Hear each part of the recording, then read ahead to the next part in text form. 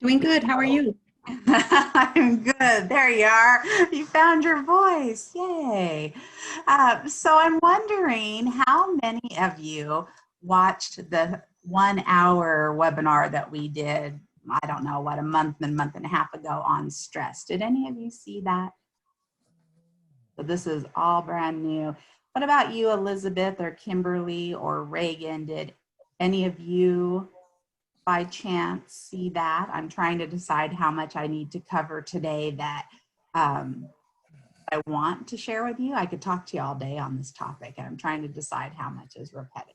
So any one of this bunch, then I did not. nobody. Okay. That gives me a whole lot of room to run. So to give you a little bit of information about myself, and then I want to hear a little bit about you, is my name's Carol Barks, and I have been a lecturer here at the Center for Professional Development for, I think, gosh, 4 years or so now. I've been teaching at BSU for 5 years. I also am a conflict resolution and communication expert, and my focus is neuroscience. So I'm all about why our brains do what they do and how do we manage them so that we can perform better, so that we can communicate better, so that we can understand ourselves and others better, so that we have a fuller life with less tension and stress in there. So right now we have this great opportunity to talk about that with neuroscience and what's going on with our noggins with this COVID-19 type of thing. And so I wear a lot of different hats besides teaching at Boise State. I run Idaho's 4th District Court Mediation Services. So I have a team of about 50 mediators, and we manage court processes and mediation in criminal cases, eviction court cases, small claims cases, magistrate cases, and whatnot. And when I'm not there, I'm also an advisor to the Department of Homeland Security and FEMA. And then I have a private practice where I do a lot of business consulting and keynote speaking and coaching and things like that.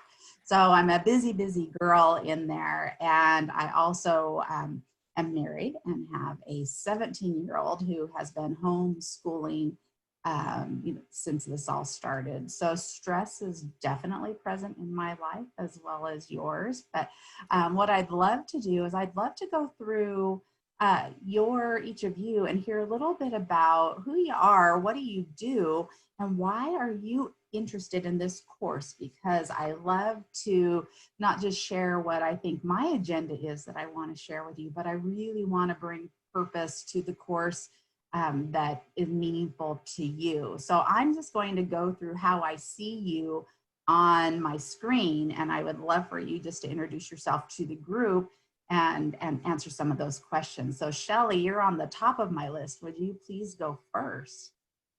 Yeah, and can you hear me? I can hear you.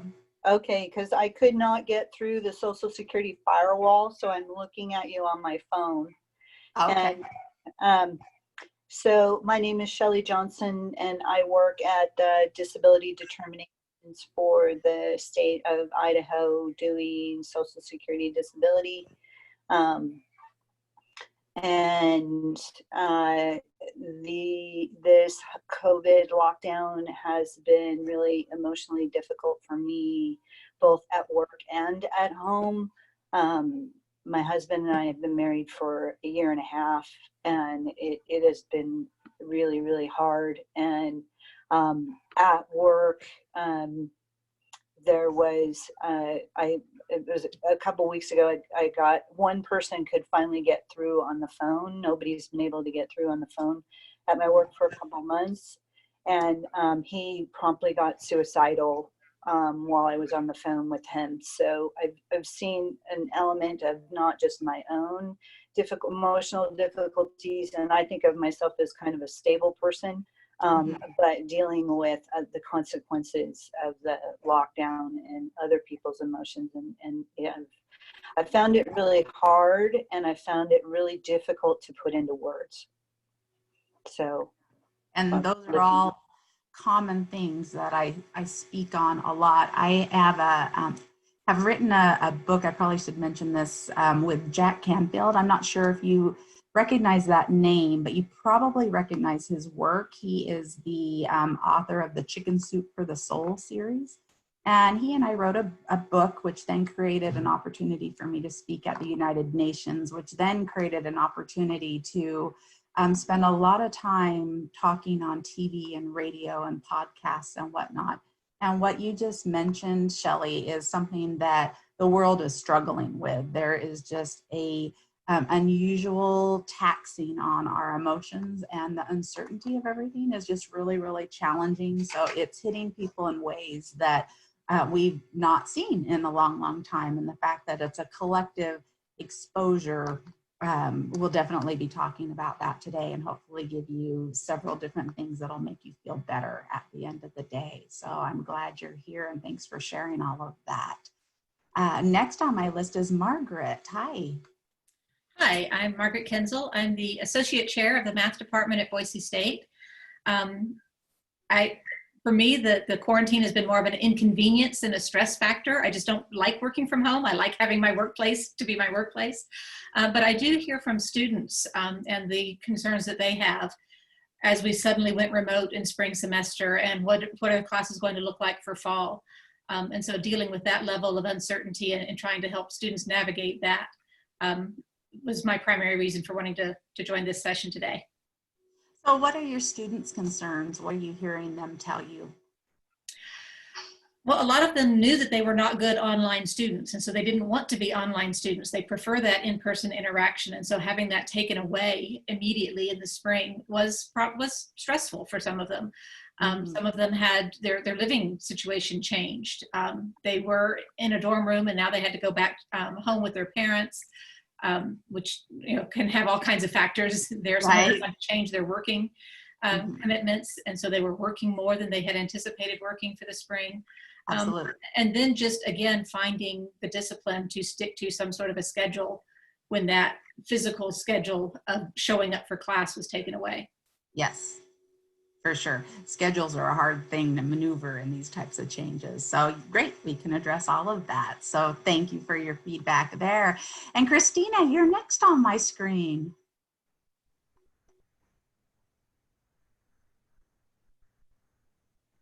Sorry, had to unmute myself there. You're good. I'm Kristen Alvarez. I'm with the math department, also with Margaret, and I'm the operations manager. The reason for joining this group today, I guess my concerns are when we do start to come back to campus, how to deal with individuals who don't want to, quote, follow the rules, and to try to educate them on the reason why we're asking them to do certain things, and hopefully not have it get confrontational. Okay, perfect, excellent. Those are all things we can cover. So great topics, and I love the list you're giving me, because I can help in all of these areas. And so the next person on my list, I'm not sure how to pronounce your name. Is it you? Uwe. Uwe? Yes. Uwe. It's German. Okay. Nice to meet you, Uwe. Tell me about you. Nice to meet you. Well, I'm chair of the math department, so I work with Margaret and with Kristen, and also with Liz coming later on. And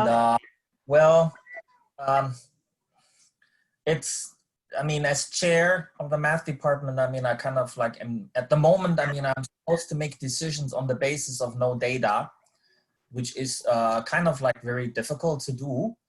Or let me say, like, the points I'm supposed to work with are changing on a daily basis practically. And of course I'm bombarded by questions where I usually have to say, well, I can tell you what I think at this point in time, but I really can't tell you, what in the end will be the outcome. And so it's lots like, it certainly changed a lot. What I'm doing, in comparison to before. As a person, I'm actually pretty much like, I don't like to deal with big changes. And so what I actually like to do was kind of like, if it comes to scheduling, if it comes to the people working for the math department. So stability was always my most important thing. And now I'm dealing with no stability at all, which kind of like, you know, it's something to deal with. So how is that lack of stability popping out for you? How are you noticing your thoughts and your physical body changing with that instability? well, I mean, I think I went through various phases. I mean, in the beginning, it was more like acting on an issue by issue basis. So it was really reacting without thinking about, I mean, actually long term like that. And then you come into a phase where you know, I mean, that you really can't predict what will be going on, and you try to kind of like find ways to deal with it. So like not worry too much about certain things, because you kind of like know they will change anyway. And I mean, and usually basis of kind of like, you know, on the basis of things or data, whatever goes down, am I gonna supposed to kind of cancel sections or do this or do that on the basis of that? What are my priorities there? Keep practically, you know, have everything as safe as possible for all the people in the math department, which kind of like is kind of like my highest priority. And so not to, for example, not do like hasty actions, not do hasty decisions. I mean, that's kind of like what I try to do. So getting used to practically, on one hand, make decisions, I mean, if they are necessary, because sometimes it's a time issue. So I feel much more like actually working 24/7 than before. I mean, there's lots of communication going on past 5 o'clock, or I noticed that administration now starts Sunday afternoons work and not Monday mornings anymore. I mean, suddenly get really busy. I mean, I saw the whole time scheduling it's a little bit off, and so I mean, on the one hand, I mean, actually acting, if I really think, I mean, I have to act very quickly. I mean, like forward information to whatever the people above, that they actually know what's going on. But on the other hand, also not make decisions which might harm on the long run. Sure, So. sure, okay. Wonderful, that helps, thank you. And Liz, I assume, Elizabeth, you go by Liz, because you were pre-announced. Can you hear me? I can. Okay. So I'm Elizabeth, or Liz Green, and I'm the admin for the math department. And I'm probably one of the few. I don't mind being alone. I am enjoying working from home. I am getting all kinds of stuff done because I have no interruptions. So I really enjoy that. I'm very thankful for just having peace and quiet. It seems like my stress level is a whole lot lower here than it is once I enter into the office. Yeah. One concern that I have is, I guess I'm kind of a germaphobe. So I am very concerned with going back to the office and being around people. I know I'm safe where I'm at because nobody's got the virus and I can control my area. But when I return to work, it's an area I cannot control. So I do have misgivings about what that new environment is going to do and how much added stress. And, you know, I mean, just one person starts coughing, it's like, oh my God. It's true, it's true.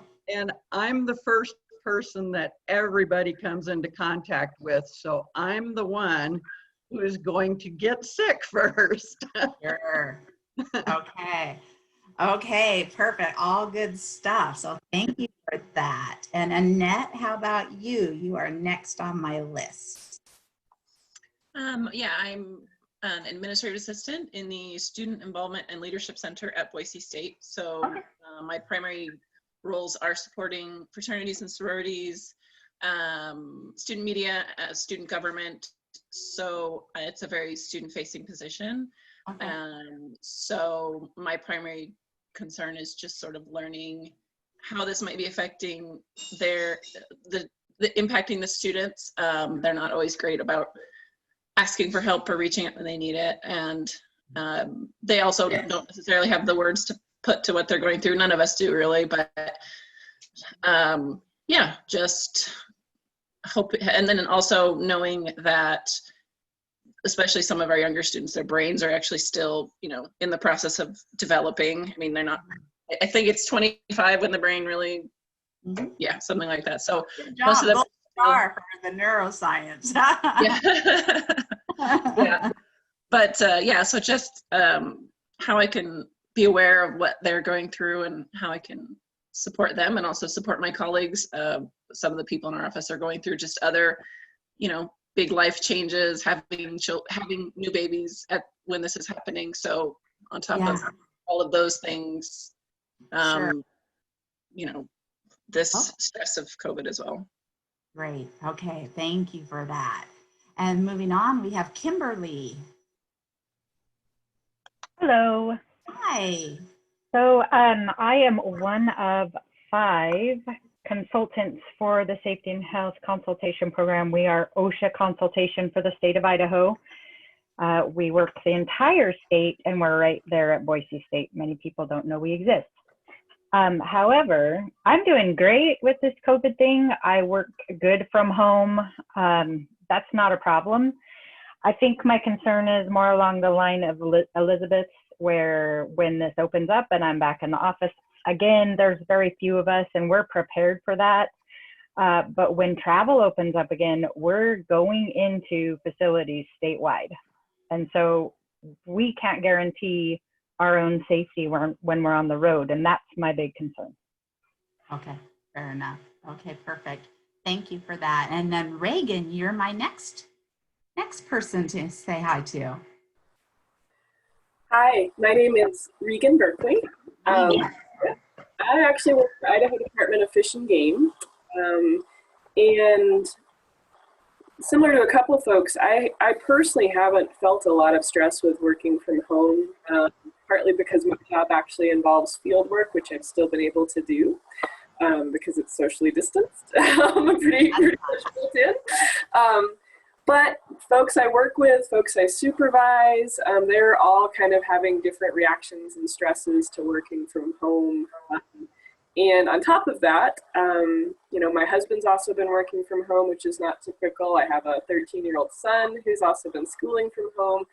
And so my biggest stress actually mostly involves kind of what, my role in trying to help others manage what they need to do and their stress and how they're reacting to these things. On top of that, I share some folks' concerns about kind of reopening. I live in McCall, and this last weekend was crazy up here, frankly. And so I heard that. Yeah. So I don't, I do have some stresses about what that's going to look like. It looked maybe even a little busier than a typical Memorial Day up here. Lots of out-of-state and out-of-area plates and folks not wearing masks and just kind of all over the place in big groups. And so I have some personal stress about, what the next 2 weeks to several months will look like given all that up here. Yeah, awesome. Okay, thanks, Regan. And then Saul, you are next up. Hey, good morning, everybody. I am Saul. I'm a BSU alum. So I follow, a bunch of LinkedIn pages for various departments, things like that. That's how I learned about this session today. I'm here for kind of 2 reasons. One, primarily to take a moment and be intentional about processing all of the changes happening around me. For most of us, life and business work has continued as usual. We changed environments, settings, but I don't think that in the workplace, oftentimes we haven't been able to really slow down and adjust the expectations around what we need to deliver, produce, accomplish, considering the many changes, you know, that are going on around us. And we're seeing that in the workplace as well. So I work for a software company downtown, Cask is our name. We're at Boredom. And a couple months ago, at the beginning of the year, we hired a lot of younger talent with the goal of providing a lot of mentorship opportunities and coaching people, you know, to go down certain paths in their career. And we had to scratch about 80% of our plan just because it wasn't going to work virtually. And now as a result, we're seeing that we have younger employees very disengaged. So that's a big concern, you know, because we know we have to come up with creative ways of still being able to add value to their experience at our company because they're at a different place in their career. And so we had never considered, you know, how to do it remotely when we first drafted a plan for hiring such a new cohort of young talent, like right out of college and things of that nature. So, you know, we're just trying to understand maybe how this affects different generations as well, because we're not, you know, we're collecting health data as far as how are you doing, were you impacted, have you been exposed to COVID, but we're finally getting to a point where we're trying to just understand how different people might react, signs to look out for, things to be flexible with, right? We all know that there was always kind of this conception or idea that working from home came with a lot of flexibility, and it does, but what should we do differently other than be flexible? I think we need to provide clear forms of support. So I would like to connect with you outside of this particular webinar because there is a boatload of neuroscience information that would be hugely beneficial for you. I would love that. To be able to help you continue that conversation in a way that keeps your workforce engaged and learning and understanding what's going on underneath their noggin. That's probably one of the biggest topics I've been talking about lately on, you know, international TV and whatnot. So I certainly, let's just use today as a launch to help you have some of that, okay?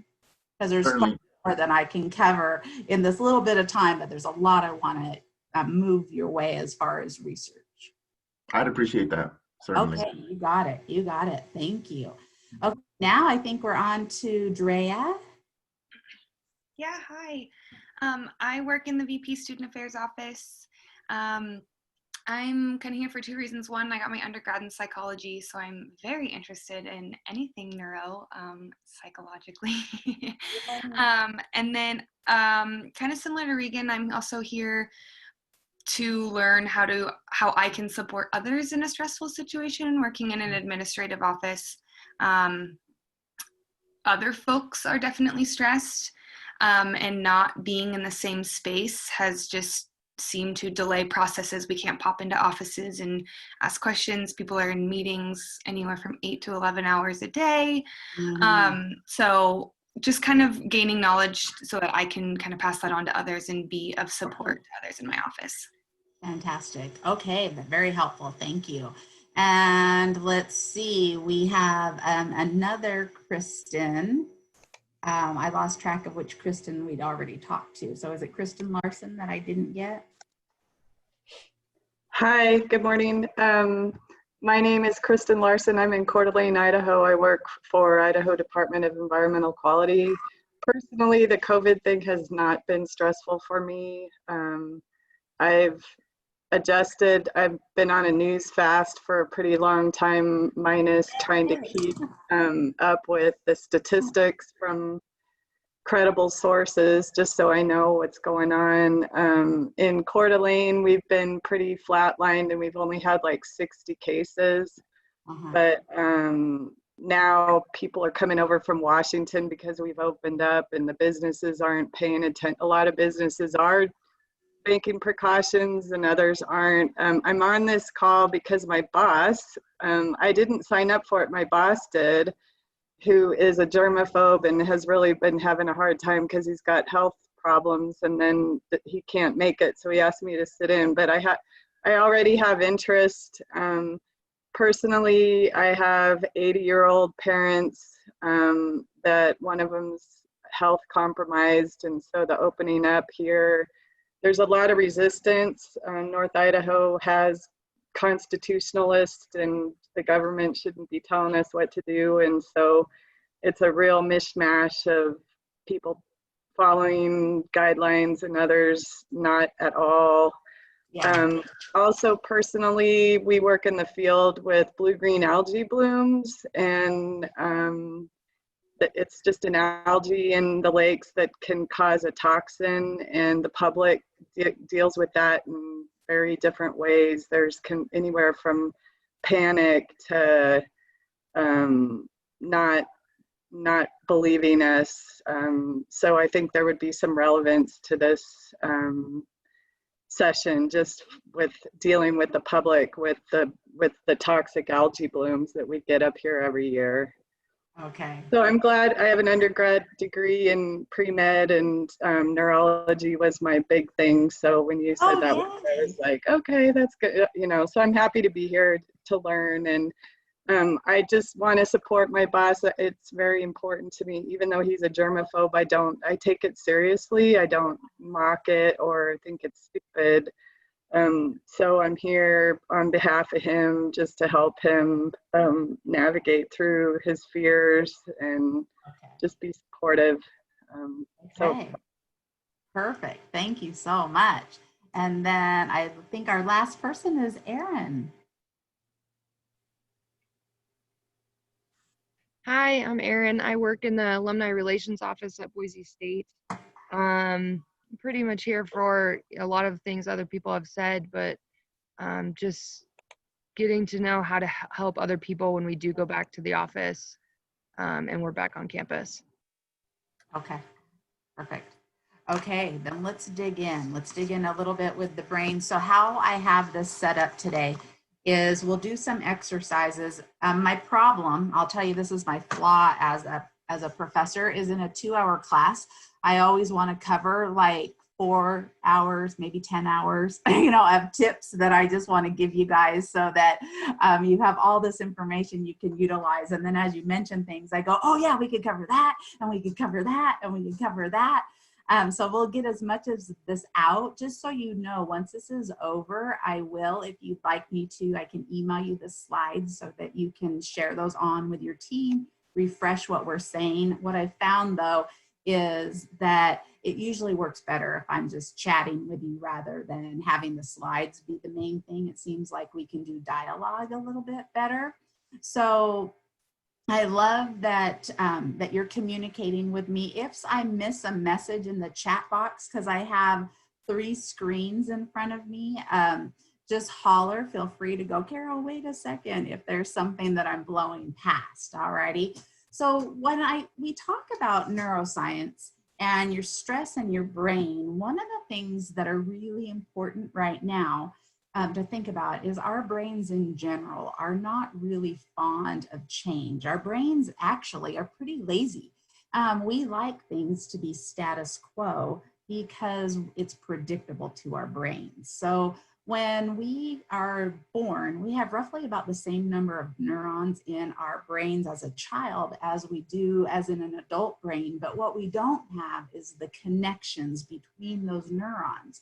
So we start off looking at everything that we do and creating neurons that become like little trails, that become paths, that become roads, that become super highways. And the whole purpose of those is to deliver information super fast, because the idea our brains have is the faster we deliver information, the faster we could potentially keep ourselves alive and avoiding of any natural threats. So when we have these neural pathways and they help us process this information quickly, what it does is make our brains not work as hard. So our brains developed from the bottom up and from the back to the front, and all the things in the base of our brain, which would be like our breathing and our automatic functionings and things that we don't have to, really think about, like riding a bike if you've been, or driving. We don't have to think every time what we're going to do. Our brains just know, and that stuff takes the least amount of energy. But as we go up, we have an emotional center of our brain, and that can get pretty hungry. But then on top of our brains, we have what's called our neocortex. And our neocortex is our newest part of our brain. And the size of our cortex is bigger than any other mammal. And that's what separates us from the rest of the animals out there. And so within our neocortex, the front part of our brain is called our prefrontal cortex. Now, our right side is an emotional side. It can be our negative voice in our brain, but our left side is our genius decision-making part of our brain. So it's the part that really comes up with all the brilliant things that we say. But because those are things that are the newer parts of our brain, they take the most amount of energy. And so our brains, even though they're only 3 pounds in size, they are responsible for consuming 20% of all our energy resources, all of our glucose that we have on any given day. So they're hungry critters. So our brains like it when we do things automatically rather than we're online thinking all the time, because it wants to save all of that energy in case we have a threat, a stress response that we have to escape from. So our brains really would prefer things to be the same.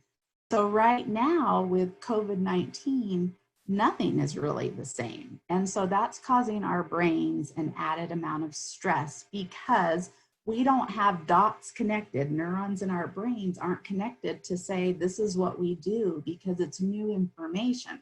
So our brains spend a lot of time trying to connect the dots to look for things in the past that we could now apply onto what's going on now. The problem is that there isn't a lot of overlap in some of these types of things. So our brains will spin and spin and spin. So have any of you noticed yourselves being especially tired these days?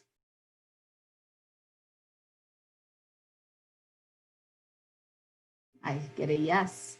Anyone else? Besides just Uva. Absolutely.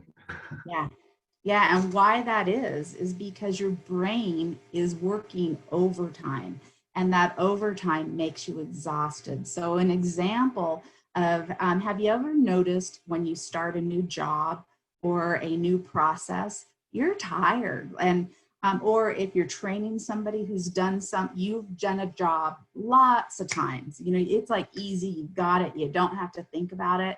And then somebody gets hired and you want them to do all the stuff that you do really rapid fire, and they take longer and they're slower and they're like, gosh, this has been a long day. And you wonder, like, what's the problem? Well, that's because your brain has learned to conserve energy because it's created processes that streamline what it is that you're doing, where when you're learning something new, it takes a lot more energy. And so that exhausts us. And the interesting thing about that is there's statistics that say when we multitask, it takes us 50% more time to get something done, and we make 50% more mistakes. So right now, our brains are doing a lot of multitasking type functions in that we may think we're asking it to do something new, but it's having to learn different processes, so it gives it the same impact of multitasking. And so we're making more errors. Have any of you noticed that you're making math mistakes, or that you are maybe forgetting all the steps that you normally would be doing in something, or noticing that your team's having this type of impact? Is that anything that you visualized?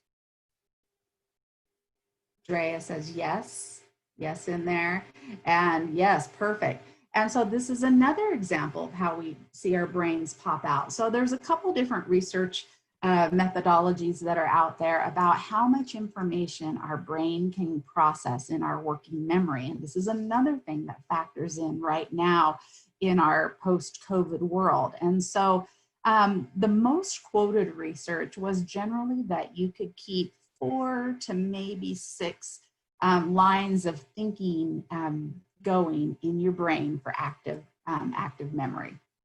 But what we found is that is really only things that you that you really know how to do, that are really kind of in that remote control. So it's not using a lot of that cognitive energy. And so your brain can manage that a little bit better. But if they're new topics, if they're serious pieces of information, the statistics are much more dire, which say we can really only maybe hold 2 things in our active memory effectively. And if it's really something new, maybe just 1.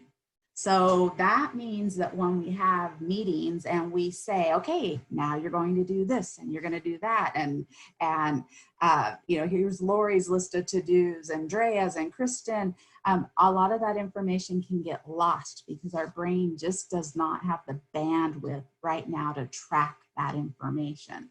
So what that means, what I need you to hear above all else is I need you to schedule your projects with more time. So what we recommend from a neuroscience perspective is if you normally would schedule 30 minutes for something, please schedule 45 or an hour. And if you get done earlier, then use that time as a reward for your brain, because our brains are really dealing with information. So even if we're not particularly stressed from working at home, our brains are still taxed by all the new data that's coming in. So if you can give it a little reward because you've saved 30 minutes off of your day and you can go hang out in your backyard or go garden or go take a walk or just pause for a minute, your brain will manage this chapter in time much more successfully in there. So you also want to make sure that your team realizes that things are going to take longer. Now there's a class that I love teaching at Boise State, and it's the neuroscience of conflict resolution. And it really is about some research that was done out of Loyola Marymount, and it was about how do we speak to people in a way that works best for our brains to hear us. And it really is about slowing down and using less words. So when we deal with something like these perpetual Zoom meetings, if you want to be successfully heard, you really want to talk less. And if you think you're going slow, slow down more, because keep in mind that Zoom is still fairly new to our brains. The information we're talking about is new to our brains.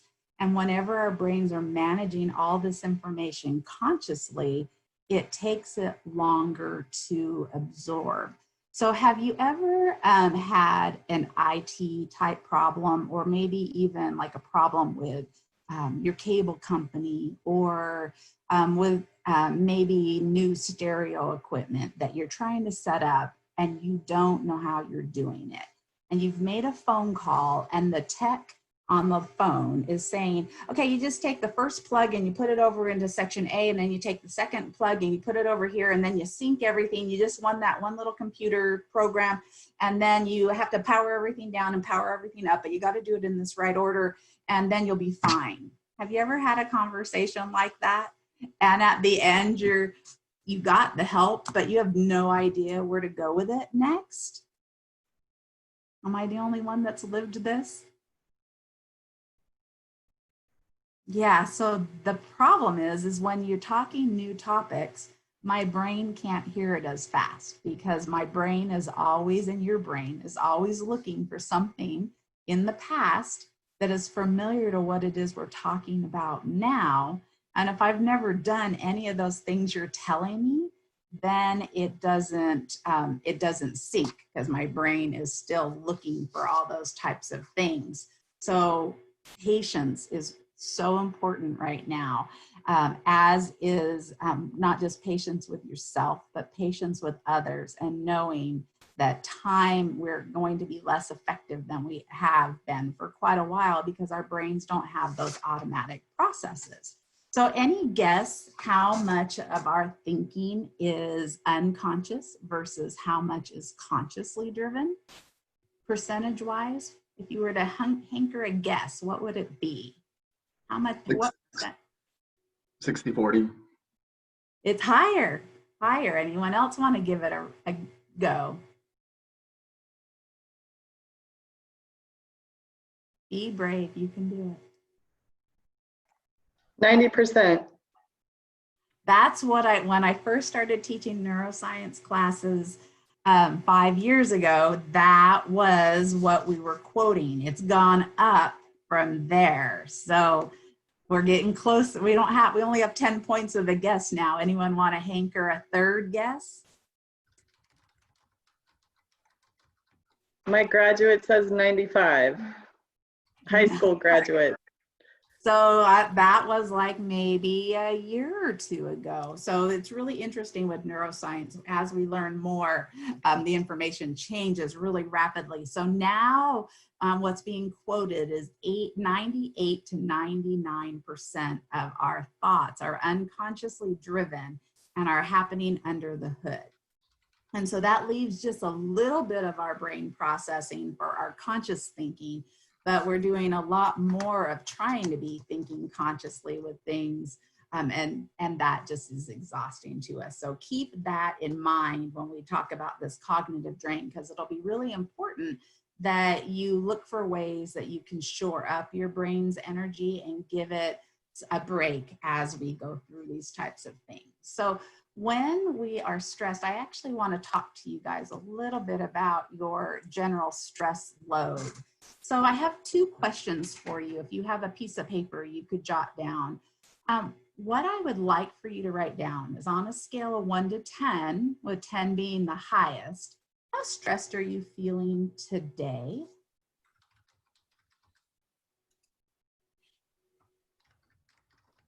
And when you're done with that, what I want to know next is, how does that compare to how stressed you were feeling at the beginning of our quarantine? Same 1 to 10 scale.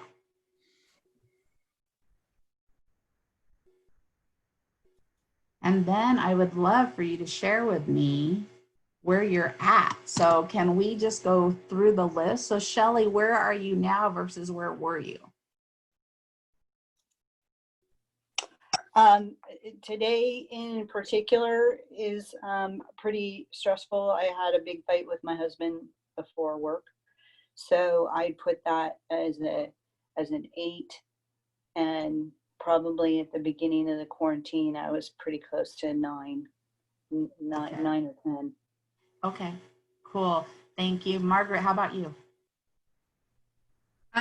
Today I'm feeling pretty good. I gave myself a 3 for today. Ooh, good job. At the beginning of the quarantine, I said maybe a 7, mainly because of the uncertainty of not knowing what decisions and actions were going to need to be taken immediately. Yep, cool. What about Kristen Larsen? I wrote 2 today, and when it first started it was a 5 because I had gone to a conference and somebody came up sick, and so they sent everybody home, so I had no idea. But then, yeah, I did the news fast and did a whole bunch of stuff just because I mean, there was just complete panic on the news, and so I took my own precautions and just stress release. Okay. And okay, Saul, how about you?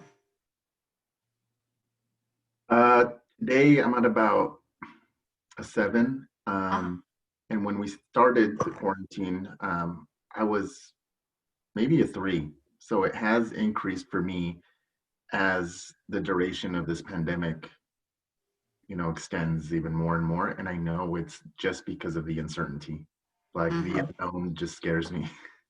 Our brains hate uncertainty. It really does not do well with it. So super. And Uva, what about you? A 6 at the moment. It has lots to do. My mom in Germany, she's 90 and she's feeling a little bit better. So in the beginning, I had an 8. Okay, perfect. Kristen Alvarez. Today, I would say a 6. When this all started, a 9. Okay. Okay. Liz, how about you?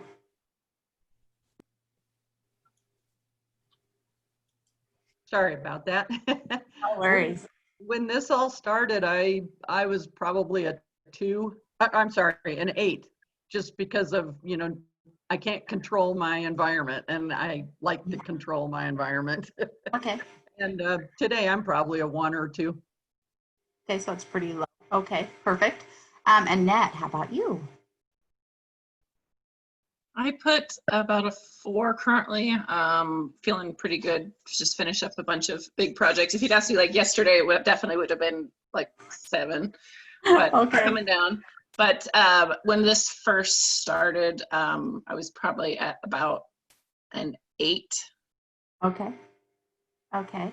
Hey, Lori, do you want to chime in?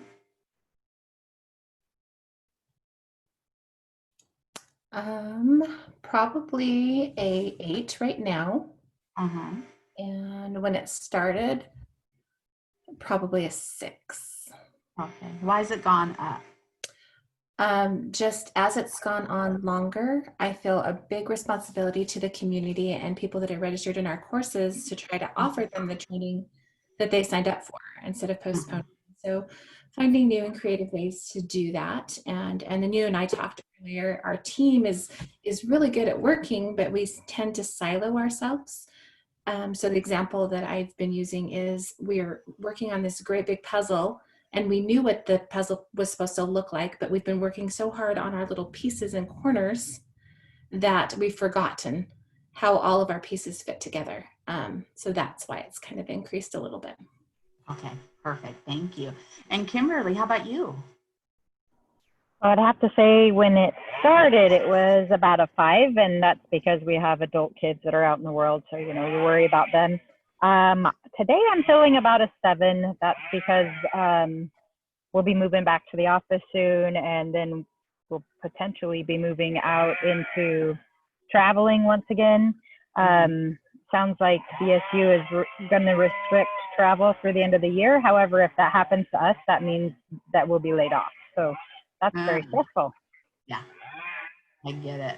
Is that a cow I hear in your background? No, my neighbors are cutting down their tree. It's very loud. Oh. Sorry.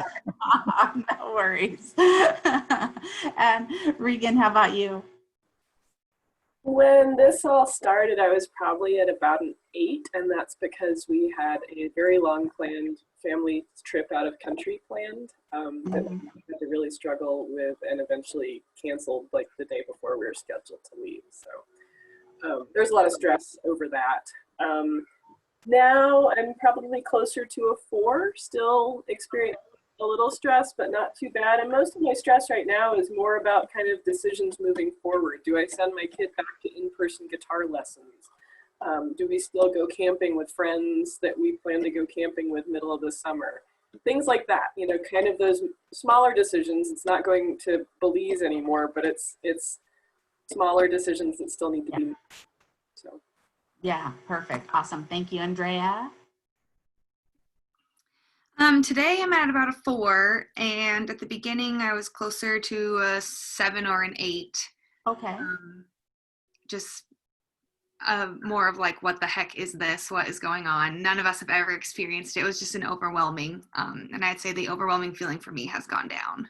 Well, that's good. Okay, perfect. And then last but not least, Erin. I would say I'm about a 2 or 3 today, and was probably a 2 or 3 in the beginning, but there was a couple weeks in the middle that were really hard for me. So What made these hard? Communication with coworkers and expectations and boundaries, actually. So sort of, it's been a little bit of a roller coaster, not too bad, but sort of figured it out now, I guess.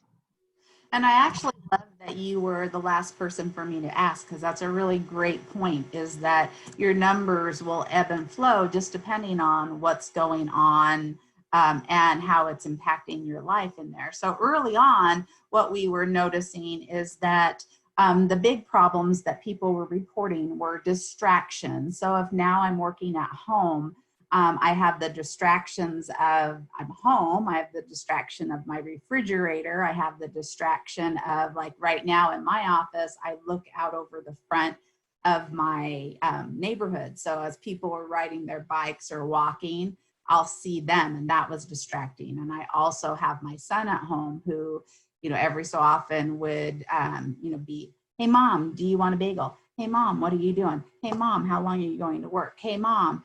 And then if he wasn't doing that, then my dog would come in and say, hey, you've been home for a little while, let's go play. And so what happens is when you get distracted, it takes 20 minutes on average for your brain to get back on board. So you lose huge chunks of your productivity. Not that you don't do that at work, it's just different. The other thing that people initially were concerned about, but they're also concerned about it again, is the uncertainty and change. So again, our brains don't like change because that means I have to think about things that could potentially be harmful to me. And my brain really knows that the same old way we do things has kept us safe. And it doesn't like these precarious details that we don't have. When can we travel? What if we can't travel? And the fact that those answers aren't available is you know, really aggravating to our noggins. Early on, other key stressors were whether we had what was socialized, what was your isolation look like, and did we have too much or did we not have enough of it? So there's our brains, a huge portion of our brains are associated with being social. We didn't survive because we were the biggest animals on the planet or the meanest or the ones with the biggest claws or the sharpest teeth. We survived because we collaborated. So a huge portion of our brain likes to collaborate. So for people who work at home like Liz, she might think, God, this is great because I have quiet and I don't have as many distractions. But other people who are home alone can feel some anxiety and separation because they're not part of their group. And this can particularly be daunting if we're not communicating and we're working in silos, because then we just feel this disconnect. So that whole team unity that makes us all stronger has been hurt early on in this process. So initially, in my own personal circumstances, I had actually on May 5th turned in my resignation with the courthouse, because as I'm doing more with the Department of Homeland Security and the United Nations and FEMA and teaching, something had to give. And it was really a coincidental thing because my, the head administrator over at the courthouse said, well, Carol, could you stay if you worked like fewer hours? And I said, well, what does that mean? You know, and they said, well, you could just maybe work 20 hours. And I'm not the full time there anyway. And they said, but you could even work at home and we could send you a computer and get you an office phone. And I said, well, yeah, I could do that for a little while, which ended up to be a wonderful thing, because then a lot of my teaching and speaking engagements got canceled because then COVID came in, and then it became like, wow, that was really a blessing. But then now I'm back to this same level of all these things on my plate, knowing that they take longer to do. So the things that kept me overscheduled initially, I'm now underwater. So initially I was a little stressed, but happy to be home. But now my stress is actually probably higher now than it was, just because there's all these changing policies and procedures and all the clunkiness that comes from people not knowing how to think them through, or like Uwe had said, where you make one decision and then the information is different tomorrow. And so I get excited when I finally get something off my brain, like, great, we've made a decision. And then when the information changes the next day and it becomes part of my to-do list again, that frustrates me. But it's really important to realize that, just like you all noticed, everybody has different ways of deciding if this situation's stressful or not. And a lot of it is really about your perspectives. So we'll talk in a little bit, but when you get really overwhelmed, a lot of it is just about changing how it is that you look at things. So right now, some of the current key stressors that people are reporting to me is the wondering of, how long is this going to last? They're wondering, what do we do with the conflicting information? We have, two camps of people: wear a mask, don't wear a mask, and that's just one example in there. This isn't as bad as the flu. This is worse than the flu. This is a political conspiracy theory. No, it's a real thing. So I'm trying to figure out where the truth lies in that. It can make people crazy. So for those of you who have been taking news breaks, I applaud that, because your brain doesn't know the difference between what it's watching and what it's experiencing. So if any of you are news junkies, what I would urge you to do is really try not to watch the news as often as you do. I would really ask for you to please read the news rather than watch it in there, and just limit it to trying to keep current with your information. And if you can completely move away from it, that's not so bad either. There's an interesting thing. If you're really binge watching the news right now, you are playing into the goals and aspirations of reporters, right? If I'm a reporter, the fact that I can get you to dive into watching everything that I'm putting out is my dream come true. But if you have a goal for yourself and you are using your time watching the news, you are not making your goals and your dreams come true. So reminding your brain to stay focused on the things that you can control and keep your trajectory going forward can be really valuable for your stress level. Another thing that you have to be careful of is boredom. Are any of you bored is your brain bored, for those of you who are stuck at home? Are any of you just dying to get out, dying to go do something?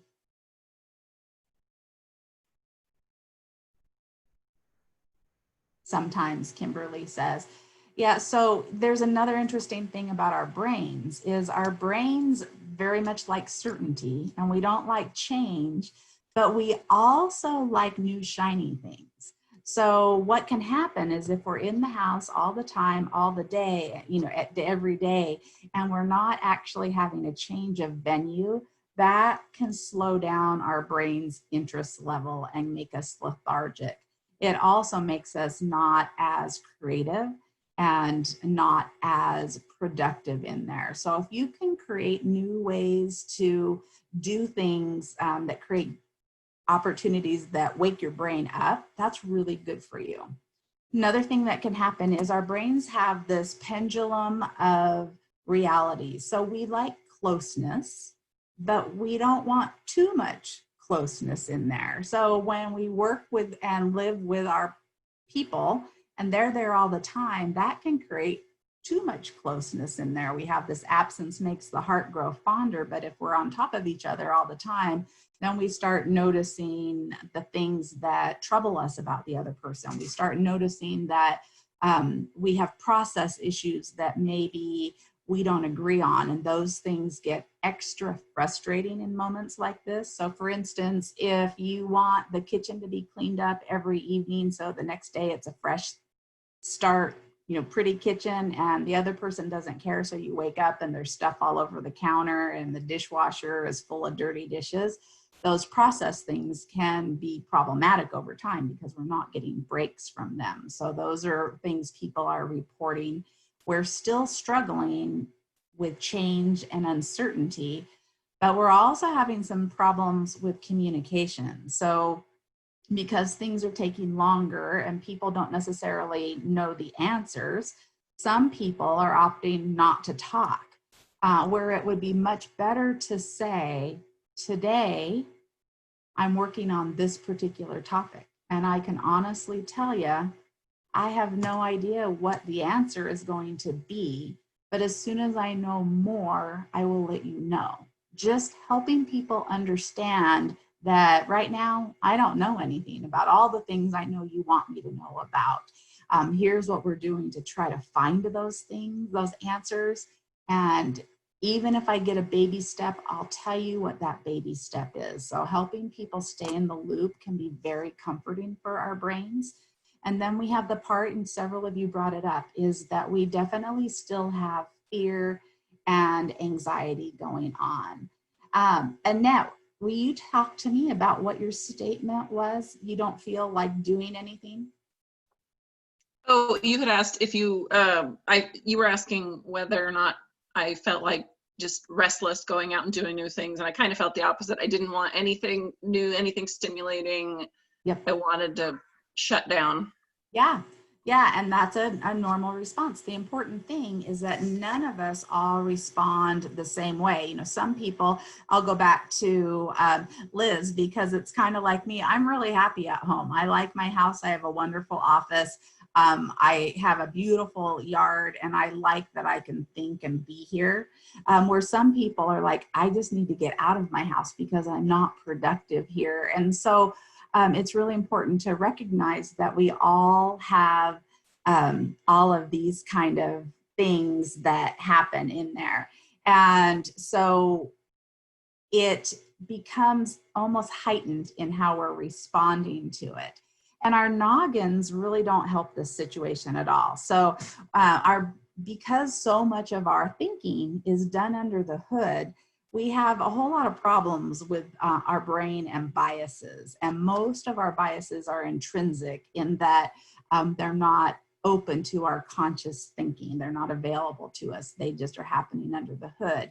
And what happens under the hood is, if I see a box, then my brain says, that looks like a box, and then makes its assumption and puts my box in the box with the brain. If I see somebody that looks like my friend Lori, I love Lori, and she just makes me smile. So if I see somebody who looks like Lori, my brain will automatically filter that person into my friend group, and I will like them. Even if they do things that maybe are naughty, my brain will tend not to see those types of things. So one thing I hadn't told you about myself was a previous version of me. I was a professional firefighter in a city called Redwood City, just south of San Francisco. And when I wanted to become a brand new firefighter, I started noticing fire engines everywhere.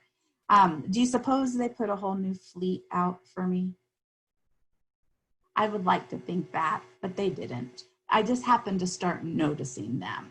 And so what happens is our brains filter things because it's processing billions of bits of information on any given second, and we can't consciously pay attention to it all. So our brain looks for information in the past that matches what it is that we're seeing now, and it just pops information out and also ignores other information. So the problem with this right now is that if I have a bias that leans me towards believing in conspiracy theories, then the COVID virus will be one of those. If I tend to be a hypochondriac, for instance, and I'm terrified of any health issues, then the COVID virus is going to be very, very scary for me, and I'm going to react that way.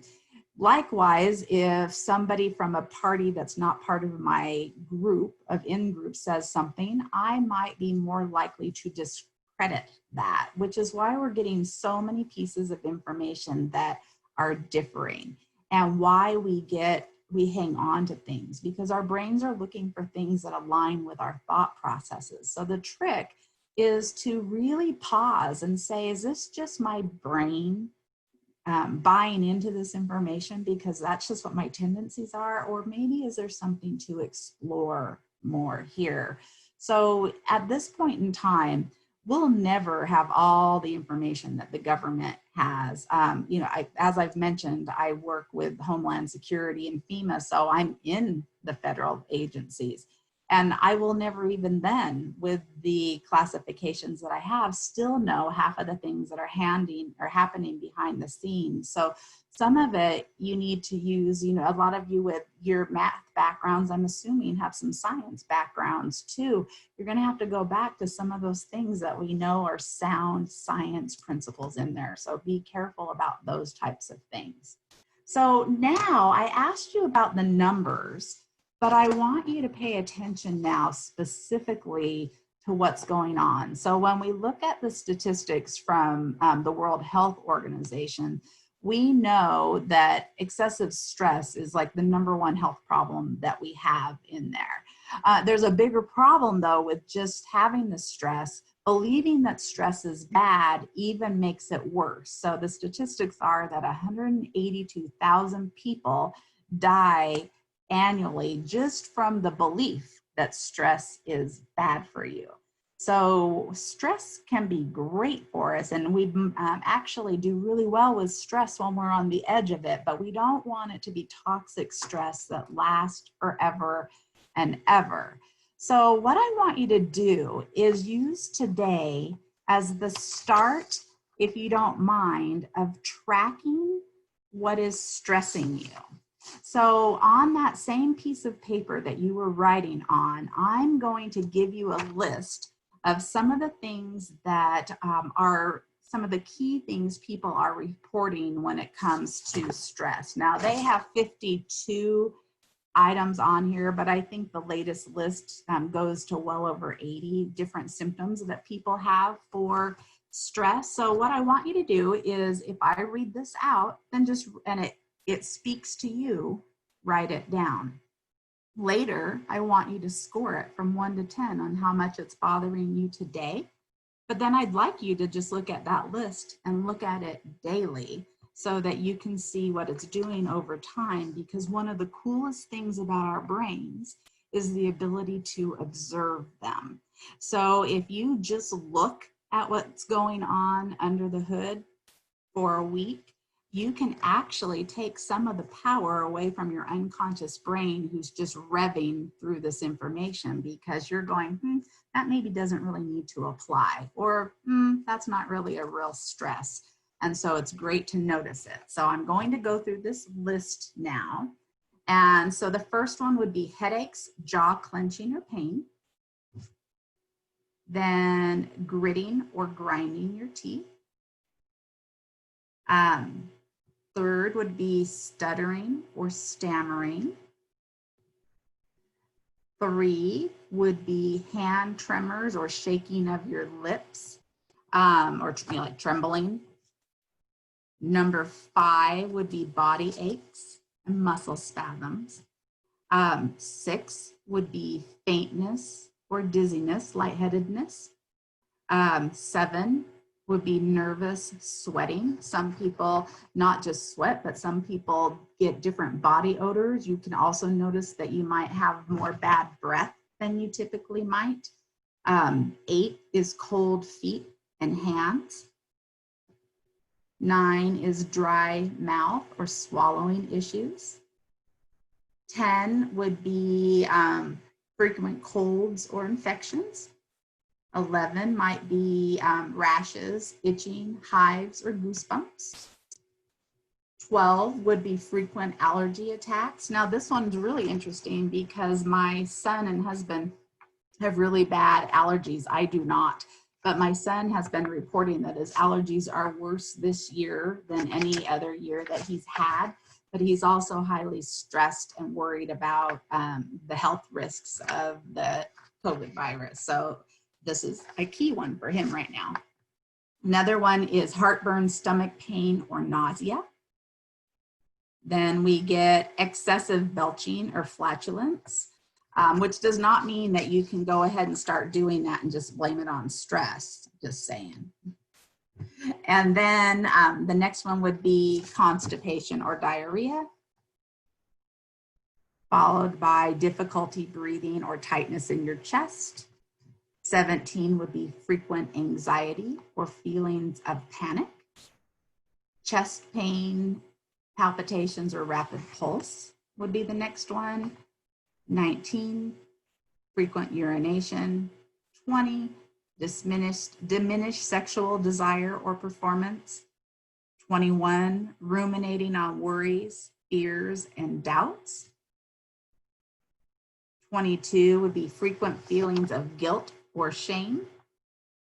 23 would be frequent anger, frustration, or hostility. 24, depression. 25, mood swings. 26, increased or decreased appetites. 27 would be problems with sleep. 28 would be difficulty concentrating or racing thoughts. This is one that people report to me a lot right now, is their brain just has too much information going on, so concentration is really taking a hit. 29 is trouble learning new information. That still goes back to our brain having not enough energy to log all these changes. I had it in my mind that when I first got in lockdown, I would catch up all my classes, create my new classes, and be ahead of the game when we finally opened up. And what I realized is my brain doesn't have the bandwidth to do all of that right now, as well as manage the change processes. Another one is forgetfulness or confusion or being disorganized.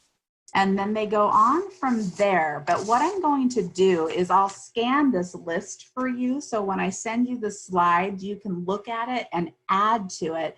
But just look at it, name them, number them, list them, and then review them. Because that is one of your best ways to start going, okay, I've got something to deal with. But the other thing that happens is when you name what's going on inside your body and your brain, it also brings awareness to your body to heal these types of things. And it also can help you realize, wow, I'm more stressed than I thought I was, or start looking at where your stress is manifesting. So please consider committing to that just for a week, because I find it's pretty enlightening when you do that. So, but when you do these types of things and look at them, it's really important to get quiet. So how many of you meditate or do any sort of mindfulness? Any of you?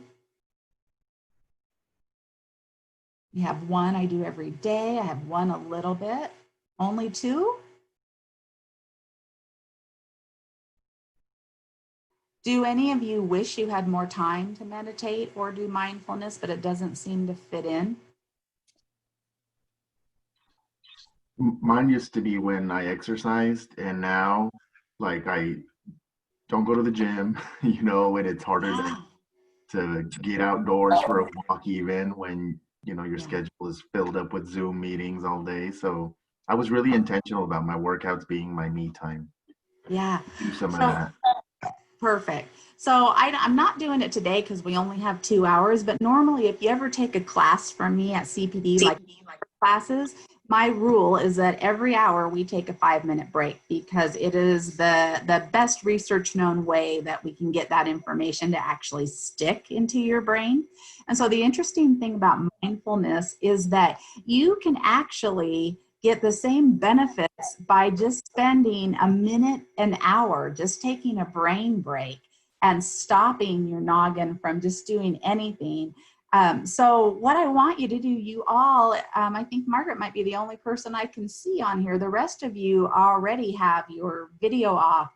But what I want you to do for just a minute is I want you to yawn. And I'll talk about this in a minute, but I want you to fake yawn 3 to 5 times, like real, like yawn. And I want you to pay attention to how it feels.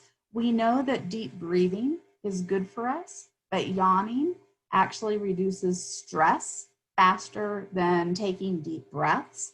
There's been 60 different studies of yawning. They're fantastic. And if you fake yawn 3 to 5 times, you'll start doing it for real.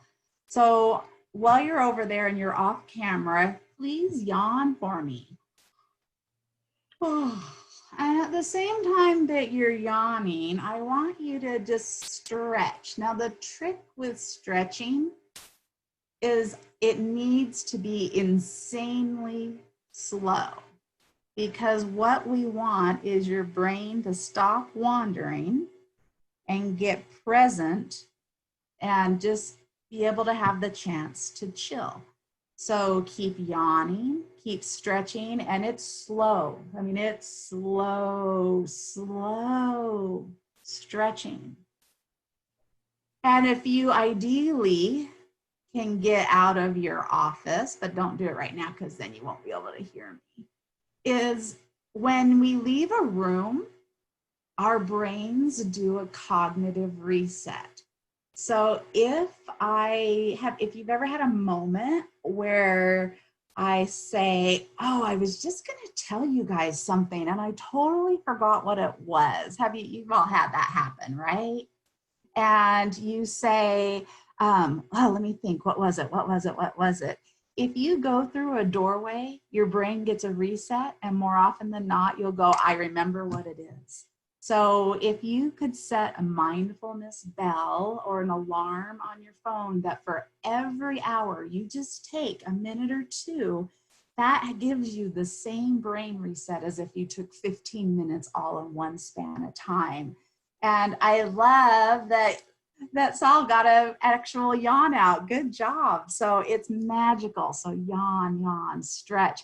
And what we find is if you do this every hour, you actually are more productive and your brain retains more. So please take that away. So now what I want to move into is I really want to talk to you about how you can deconstruct stress. So there's all sorts of different things. Like you could probably sit and tell me all the things that you could do. Like you could exercise, right? You can rest, you can meditate. I'm going to try to give you some brain-based ones that will help you better.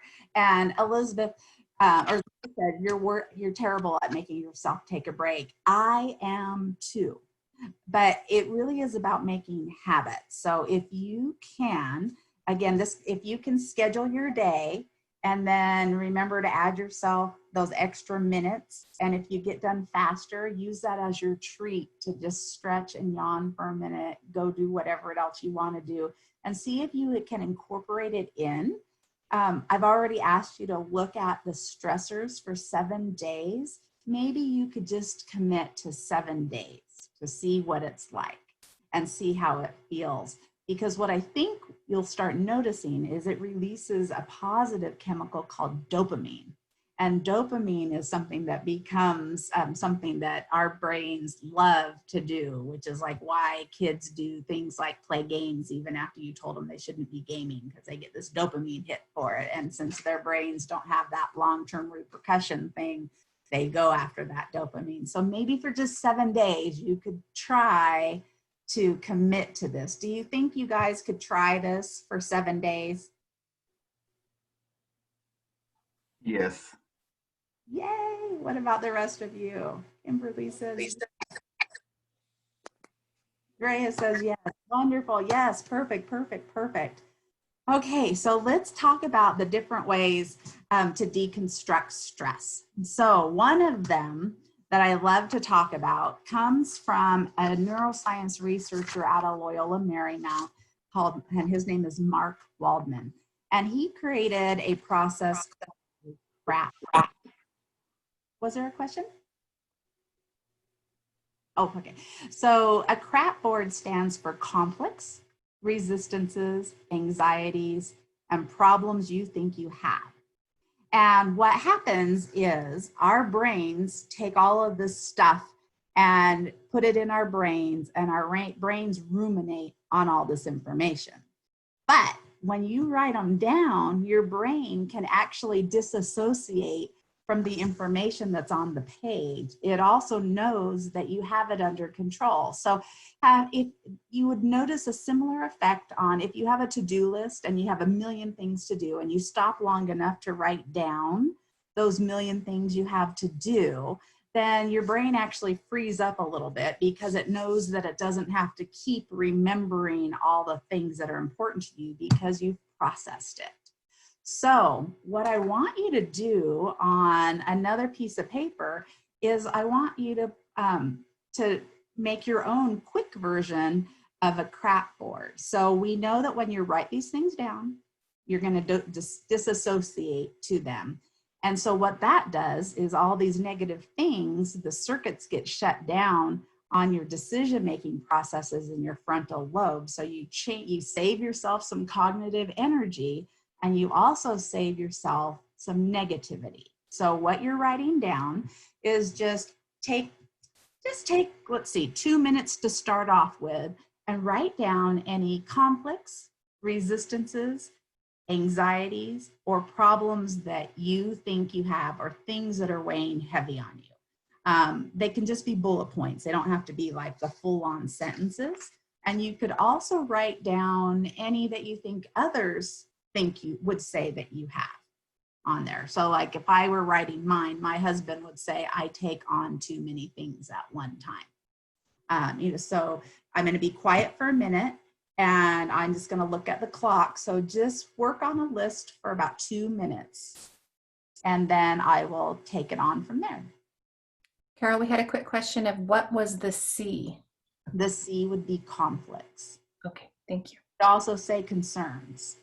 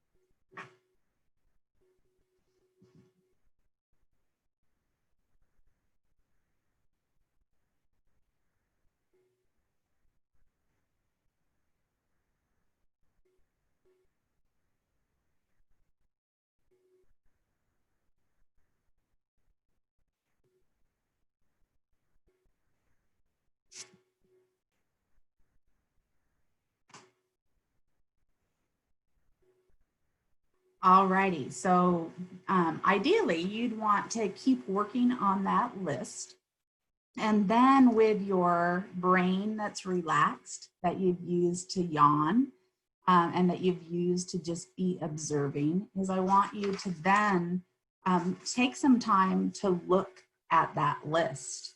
And I want you to ask yourself, are these things really true? Are these concerns, are these anxieties really true? Oftentimes anxieties are things that our brain is just worried about that haven't actually happened, versus a fear is oftentimes something that really has. So then you want to ask yourself, are these things on my list memories that I'm projecting onto the future, or are they really legitimate in this moment now? If they're just memories of something that happened in the past, we don't have to relive that. So you could cross that one off your list and say cancel.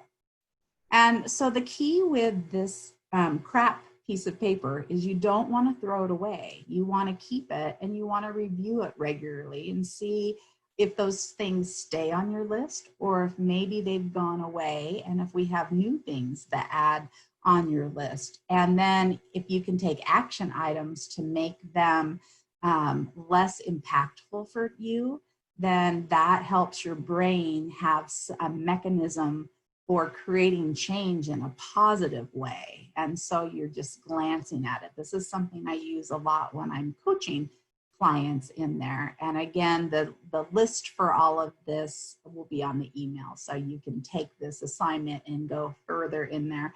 But I cannot tell you enough how helpful it is to get these negative things written down and off of your brain. So it'll be interesting to hear what kind of results you have, because they're usually just really fun in there. So Another thing that's happening to people right now, and you can see it in the news, you can, I was just talking about it yesterday, is anger. Have any of you been more angry lately than you typically may be? Anyone willing to fess up to that? I have been really angry lately. I had my first workplace fight in a decade. You did? Yeah. Yeah. And so I noticed that last night, I think I just had something that was, you know, the tipping point. And I came home and ranted, which I wouldn't recommend, but I was, you know, I was mad at, like, you could name any list of anything, and there was something that was making me mad. And I am typically an eternal optimist, so it's really unlikely, and anger is not like a go-to emotion for me. And so it's one of the things that we're finding our brains are doing. So when we have this uncertainty, what happens is the inside part of our brain is our limbic system, and that's our emotional center. And within it, there's these two little guys called amygdala. And amygdala is responsible for our freeze, fight, or flight responses. And so it's a natural reaction to threats that we are experiencing. And so our brains typically will flee if we can. That's the easiest way to avoid a problem. The next thing it will do, well, freeze is what it actually does. Because if I can just freeze and the problem moves past me, that's perfect. But then getting away from it's the second thing, and fighting's the last. So the fact that anger was hitting me was a good thing for me to observe and go, wow, I am having a fear-based reaction to something, which is great, because the more you can catch these things and observe them, then the more you have the ability to control them. And the problem with being angry is that it inhibits your brain's ability to make rational decisions, and it's already hard to make rational decisions because of all the uncertainty in there.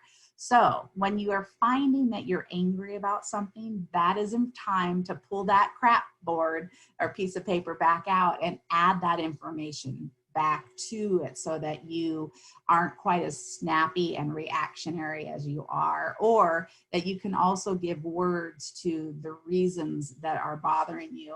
So Regan, you said you're more likely to snap at your family for small things, and that's a perfect example in there. And so one of the things I noticed is since my son's been home from school, I am never alone, like ever alone. Because I'm either at the courthouse or teaching someone, and there's a continual drain. So I realized, wow, I'm snapping because I need to have time that I know nobody's tapping on me, because I'm not getting that chance to refuel. So same thing with your anger in there. So there's a pro tip to manage anger that I just love, and I teach about this a lot. And what it is every time you think of one thing that's annoying you or that's negative, your brain naturally pays attention to negative things more. So the trick is to train your brain to be more optimistic and more positively driven. But because the negative things tend to be the things that create stresses and threats for us, our brains really like to pay more attention to those. So if you say or think that, and this could be to yourself or it could be to somebody else, one negative thing, it takes 3 positive things just to neutralize the impact of that statement. If you want to dig out and make a relationship better, whether it's your own relationship with yourself or with members of your team, you want the ratio to be 5 positive things to balance out every 1 negative thing. There's research that says there's continual benefits that go up to a 12-to-1 ratio, but just try if you can do that. It's fantastic. Also, like I was mentioning, observe what's going on, and not only observe why, that you're feeling angry, but see if you can observe, is this the thing that just was the breaking point, or is there something else that's angering me? And what is it about this that is angering me? Is it about fairness? Is it about poor communication? Because then if you slow down enough to think about it, you actually can get to a lower root level and get beyond that rapid fire limbic system response. So taking a break and just observing that yawn, really good. The other thing you can do is reframe things to be more positive. So the fact that my son is home means that he is healthy and that he's safe and he's alive. And so trying to turn the frustration into something that really is a blessing can be really great. And then finally, the last thing to try to stop doing is stop complaining. So I can talk to somebody, ideally a peer, about the concerns that I have, but I don't just want to be a complainer, because the things that our brain focuses on embeds. And so if I'm complaining about negative things and talking about bad things, what that does is increase your stress. It doesn't decrease your stress at all. And Kristen, you said you're somewhat angry due to a 15-year-old who wants everything now. I get that. I totally get that. So, and their brains don't know any different, right? So a 15-year-old brain is at a tricky time, the time that our brains are starting to detach from our parents and attach more to our peers. Unfortunately, we don't get to attach to our peers as much as we did because we don't have social access to people like we did in there. And because kids handle stress differently, they're looking for things that give them quick responses and quick dopamine to balance out their stress. So they tend to be not patient anyway as a population, and they're even less patient now. So if you can find some grace with your daughter or I'm assuming, I don't know if it was a daughter or not, but for your 15-year-old who wants everything, and help them realize that a lot of this is just their brain trying to give them some relief from all the tension. Another thing that you can do for this person is if your kiddo is if you can find ways for them to help others. Some of the people right now who are the least stressed are the ones that are caregivers and helpers of others. So if there's some way you can find for your child to go do things that are service oriented towards others, that will give them a huge boost that will somewhat lower their need for that instant gratification. So hopefully that'll help you a little bit in there. Another thing you can do is find new shiny things. So within our house, we, my son's here all the time. I'm here all the time.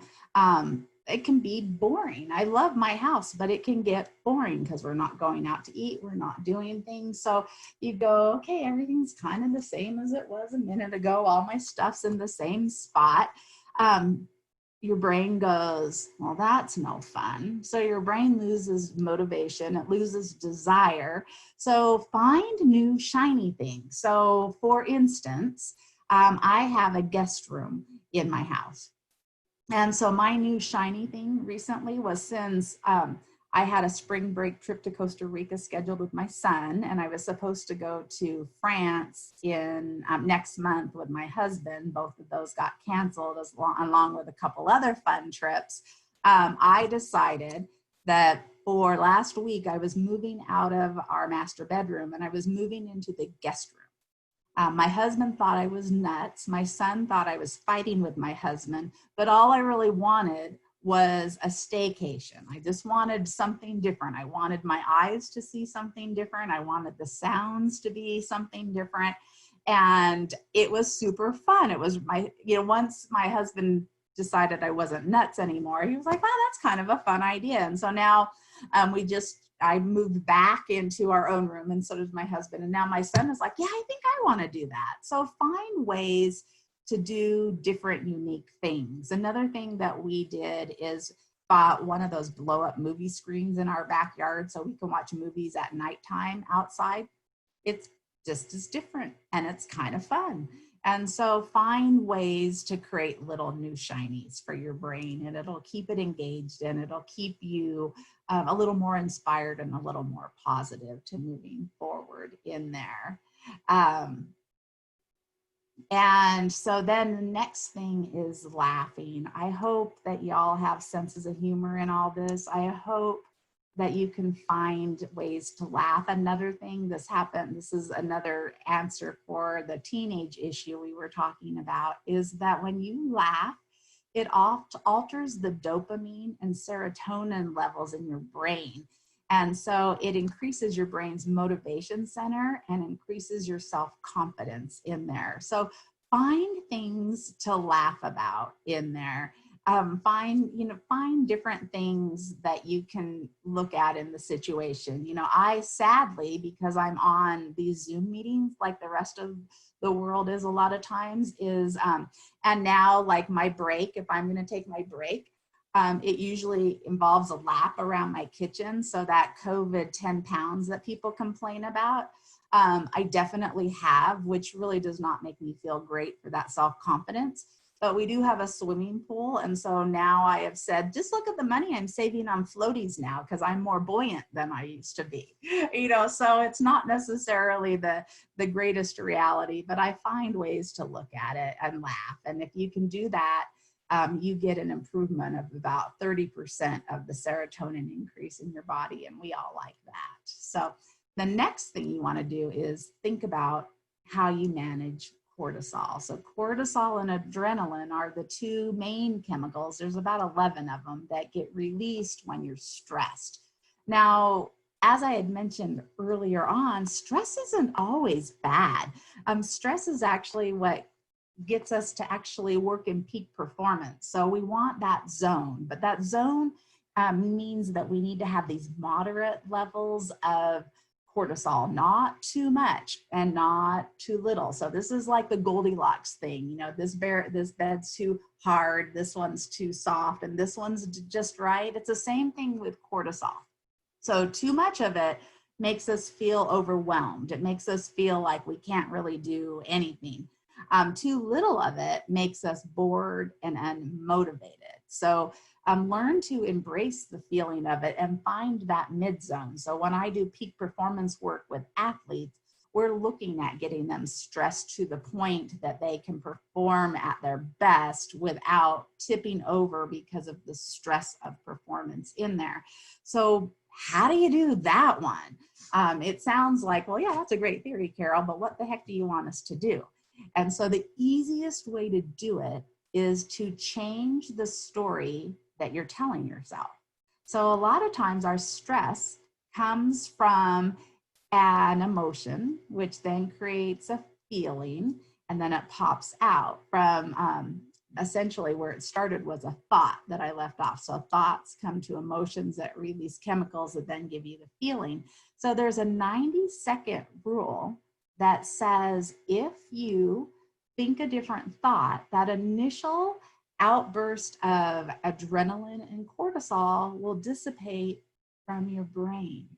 So if you keep staying wound up, it's because you keep thinking the same thought.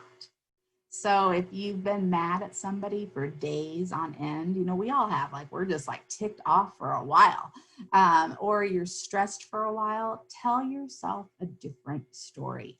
Add your thought to your crack board and give yourself something different to focus on. And you will find that you can get past these high stress moments quicker than you would normally. It's a really magical process in there. But the trick is to slow down enough that you're observing what it is that is you're feeling, and then go, change that.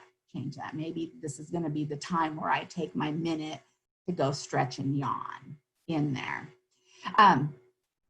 Any questions on that one? Okay, or any of those that I've covered so far? I don't want to run over you. There's fun things about teaching in Zoom, and then there's things that aren't so fun because I can't see your expressions to go, oh, somebody had a thought, or somebody liked that idea, or somebody was like, I don't think I believe that idea. So please just let me know if there's anything, you can stop me So then we know that talking it out can be really helpful. So there was some research done on how physicians are coping with stress. And what that research found is that if they talk to a colleague, they find that the stress doesn't have the same emotional exhaustion that it would otherwise, because they start feeling like they're not alone. So I'm not crazy. This is just a common thing that's going on. And sometimes just knowing that there's support and they're not an island unto themselves feels better. So hopefully, even in this opening, when I had you talk about your stress initially and your stress now, that would have been a great opportunity for you as peers to go, wow, I'm not alone in all of that. And that in itself has some benefit to your brain. So then there's another trick called cognitive shuffling, or there's another way to do it. So if your brain is processing too much information, or do any of you have problems sleeping right now? Yes. Yeah. Yeah. So I have this new one. This is out of a neuro researcher in Canada, but there's a couple different ways you can do it. His way is that when you can't get your brain to quiet down of all those things that it's ruminating about, now your crap board's fantastic, but at nighttime, sometimes those thoughts that keep us awake crop in. The idea is that you think of a 5-letter word that doesn't really have any emotional connection to you. So let's say chair. And so you think of the first letter of chair, which is C, and then you think of all the words you can think of that start with a C. So Christmas and cognitive and carol and candy and cookie, and you just go on and on and on. Canada, until you can't think of any more words that begin with C. Then you move on to H, and then you move on to A. And so when you are doing this, what I've found is most people are asleep by the time they get to the 3rd letter. It's pretty magical. Another way you can do it is you can count backwards by 7s. So all these are ways of getting your brain to turn off certain networks that are ruminating on ideas and focusing on something that quiets it down. So both are really good ones. Then my favorite probably pro tip, this is if you're in a leadership role, this is with teams, this is with families, is connect the dots. So when our brains don't have all the details, we go to a negative place. So take for instance, if your boss says, hey, can I see you in my office for a minute? Typically you don't go, woohoo, this is gonna be great, I'm getting a raise. Most people get a little bit of a gulp, and go, what did I do? What's wrong? Am I gonna lose my job? What is this? What's gonna happen now? And our brains tend to get very worried about that. So whenever you can, if you are a boss, instead of saying, can you come down here so I can talk to you for a minute? Say why you want to talk to that person. Can you come down here so I can talk to you for a minute about this new policy we're going to do when we have to open up our agency to new people again, or whatever. It will make people less stressed. Likewise, we won't necessarily have all of our public dots connected. We don't know what the governments are going to do, but know what your own personal dots are. So you can still connect the dots to your goals. You can still do things to move your own ambitions forward. We may not know all the steps and the timelines for how those things can be done when they involve the outside world, but there's plenty that you can recapture and take control of. And the more that you ask information that's missing, the more your brain will not be searching for hidden information that's potentially not there. So really, really great thing to do. So when it comes to yawning, which was a pro tip I taught you earlier, I wanted to talk to you about the benefits of it, because people oftentimes think it's the craziest thing that I want them to yawn, but it does really cool stuff. So it does the following. It will make you more alert and it helps you concentrate better. It actually boosts your brain activity and your metabolism. which is great when we're all sitting way too much. It also improves our cognitive function, which is critical because when we're stressed, this might surprise you, but besides impacting your health, being stressed lowers your IQ and it lowers your memory. And I don't know about you, but I'm not really interested in having a lower IQ.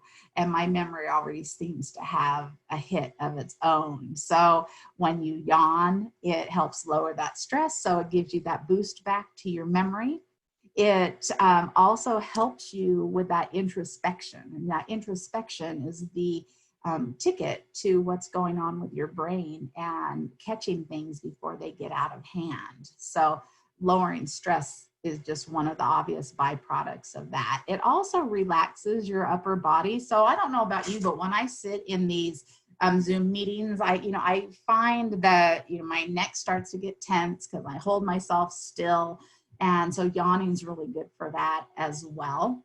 It also improves your sense of time, so it can keep you on track better, which is a really interesting thing because that's something that is an intrinsic unconscious processing of our brain, but it still takes a hit that's very beneficial from those yawns.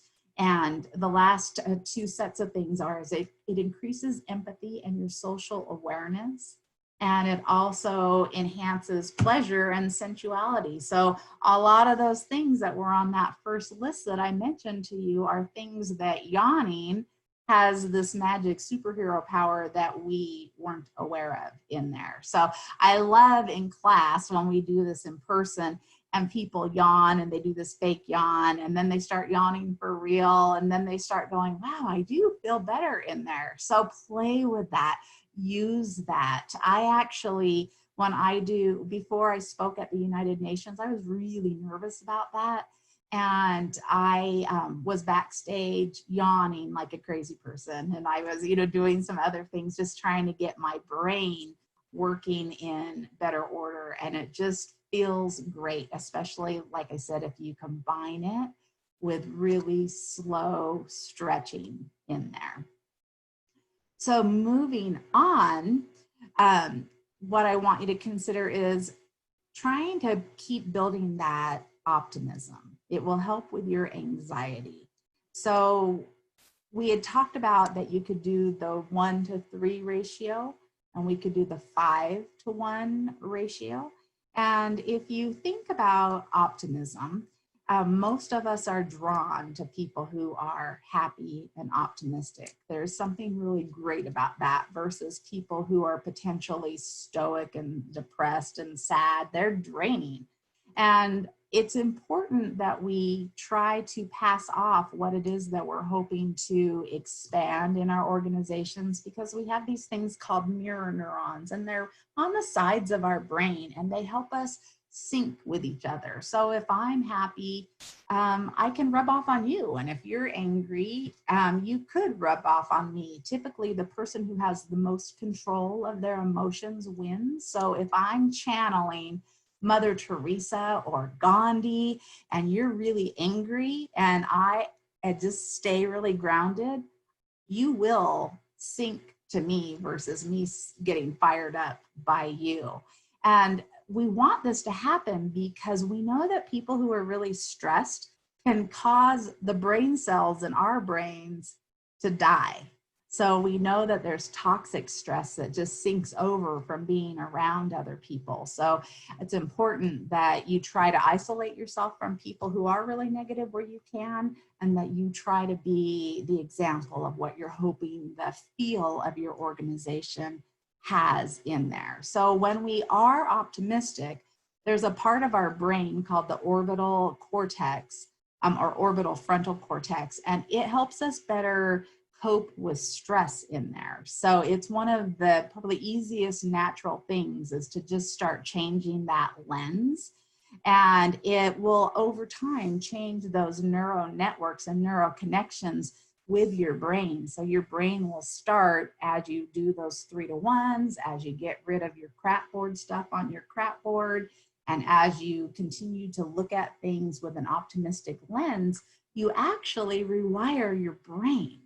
So that is fantastic. Now, it's not an overnight process in there. So we used to think that to change a habit, it took 21 days. And now we know that it's more like 67 to 69. There's some research out of London now. So it takes longer than you think, but it does work. And in times when people are really stressed, we tend to fall back on our older networks first. So as you're trying these things, say you're like, I'm working on being optimistic, and you're like, everything's great, I'm doing great. And then all of a sudden you're like, and I am so angry, and you go back to this, negative part of you. Don't give up the whole thing and go, it's never gonna work. Pick up where you left off, because your brain has already been building up a pathway for change, and it had a moment of looking at a different network, but it doesn't mean you can't keep building that one. It's just a goal for you to keep looking at things with a different lens in there. So there's an exercise that you can do, and I like this exercise. This is, again, a neuroscience exercise out of Loyola Marymount. And what you essentially do is you, when you're yawning or when you're breathing, you say this phrase: I breathe in something, and I breathe out something else. So the first word should be a value, something that you're trying to get. And then the second thing should be something from your crack board that you're trying to get rid of. So I breathe in optimism, and I breathe out worry. I breathe in prosperity. I breathe out worrying about debt. So you are replacing what you're wanting to bring in and releasing the things that you don't want. Those are all things that your brain says, okay, I'm getting a directive in there. And then that gets internalized if you just repeat that over time. So finally, we're getting towards the end here, which is good because we're getting out of our time, is that I want you to move your body. That's a no-brainer, right? We always say exercise is really important. But I want to give you another quick way. So remember, with meditation, you don't have to take a 15-minute time to meditate, but you could take a minute, 15 times and have great value. There's also another way that you can actually move your body that doesn't take up a ton of time, but gives your brain a really good boost. So what you do is, if you can run, if not, then walk as fast as you can for 10 seconds, only 10 seconds. Then you stop for 10 seconds. And when you stop, you're just quiet. So maybe that's the time you're yawning. Maybe that's the time you're stretching. That is the time you should be observing how your body feels. Then you do it again. Run as fast as you can for 10 seconds. And then you stop for 10 seconds again. And what the research has shown us is, if you just do this a couple times, nearly all of your stress and anxiety will be gone, and your energy level goes up. Not too shabby for a minute, right? You guys think you could try that? I got a yes from Kimberly and a sure from Uvi. Great, Regan, perfect. So again, I hope you can see that the goals that I'm trying to give you are not things that are earth-shattering, like this is going to take your whole life. They're just quick little things that you can try that have profound benefits for you. So the last thing I want to talk to you about, and then I want to leave a little bit of room for questions, is that I want you to do something that is probably what I find to be the hardest thing I asked people to do. And the problem is we keep our brains really busy. Now, when we keep our brains busy, our brains don't have that opportunity to really effectively use all of that information that is happening under the hood with our unconscious thinking. So what I want you to factor in time to do is playtime and daydreaming. In the unstructured use of your brain is when your brain actually comes up with the best ideas and the most creative solutions in there. So one of the things I was talking to Lori about that's pretty cool in the world of neuroscience is the world and the thought process of possibility versus probability.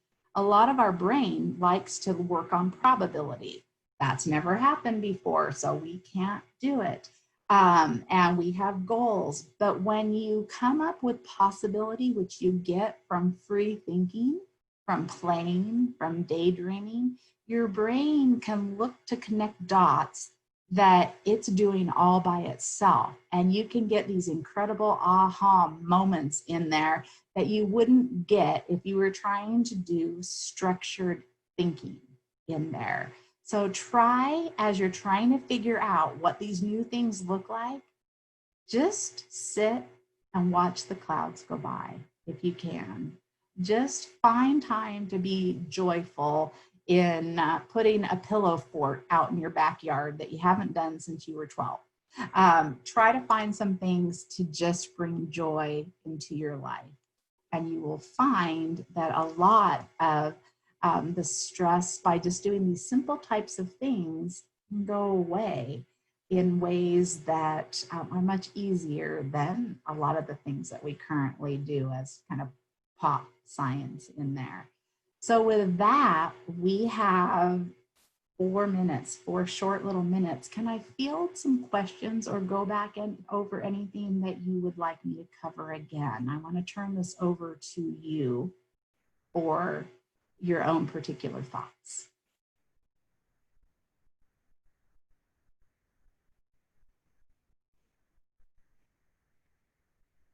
Are you guys still there?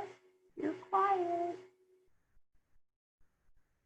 Not one little question. Okay. I'm shocked. Okay. Well, with that being the case then, thanks, Kimberly. If there's more information that you want, sometimes I find that Zoom can be hard for people to actually want to ask questions in this type of format. A lot of times, the one thing about having a class in person is you can come up on break and say, oh, I have this one particular thing, or, oh, I had that fight with my husband and I have this thoughts on it. But you can always email me at carolbarks.com. My last name is Barkes.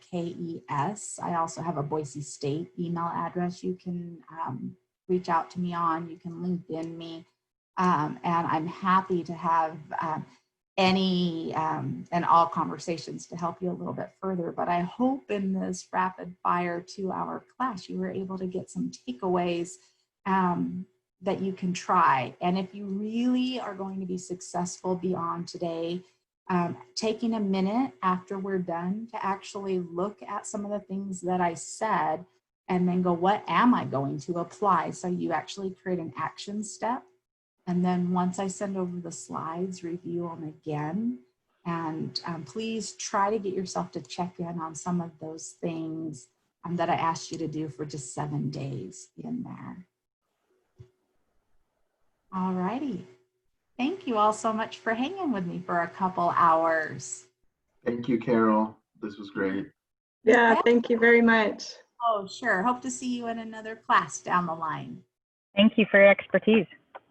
Thank you, everyone.